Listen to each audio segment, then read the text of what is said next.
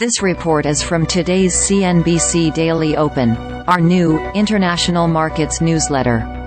CNBC Daily Open brings investors up to speed on everything they need to know, no matter where they are. Like what you see, you can subscribe here. Still going UPU. Markets rose Wednesday, with the S&P 500 less than 0.5% from its record high. Treasury yields fell, with the 10-year yield dropping nearly 10 basis points to 3.789%. Asia-Pacific stocks mostly traded higher Thursday. Australia's S&P/ASX 200 added 0.6% to hit its highest level since April 2022.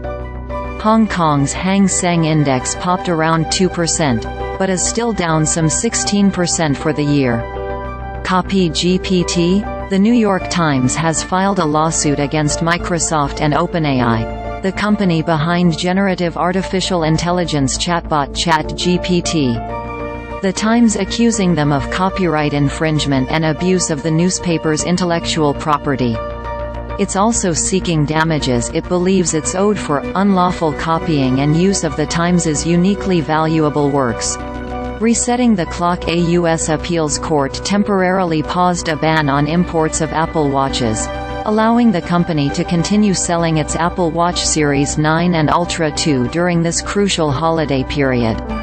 Apple had been banned from selling those watches in the U.S. over an intellectual property dispute with medical technology firm Masimo.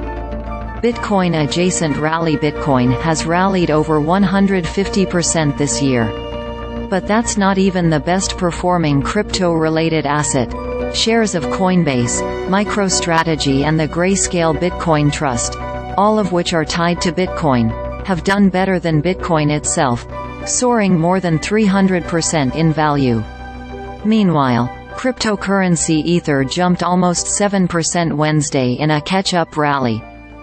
Bonds over stocks? Despite the S&P rallying toward its record high and bonds poised to experience another year of losses, this strategist thinks bonds are more attractive than stocks now.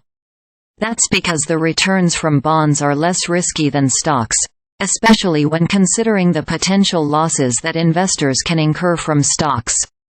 Since last week, the S&P 500 has captured the limelight. After inching up 0.14% yesterday to close at 4,781.58, the broad-based index is less than 0.5% away from its record high. With its slow creep up, and a slight detour last Wednesday when the S&P sank 1.47%, it might seem like a frustrating game of will it won't it. The market wants to get this done before the year is out, said Sam Stovall, Chief Investment Strategist at CFRA. I think, however, the tentative ascent suggests investors are rather wary of what will happen after the peak's scaled. It's rather like real life. We tend to feel rather lost once we've accomplished our goal, especially one held for so long. As Stovall puts it, once the market does set a new all-time high, it's probably vulnerable to a post-high pause. The uncertainties aggravated by the sheer optimism at which markets have priced in rate cuts. Markets think there's a 72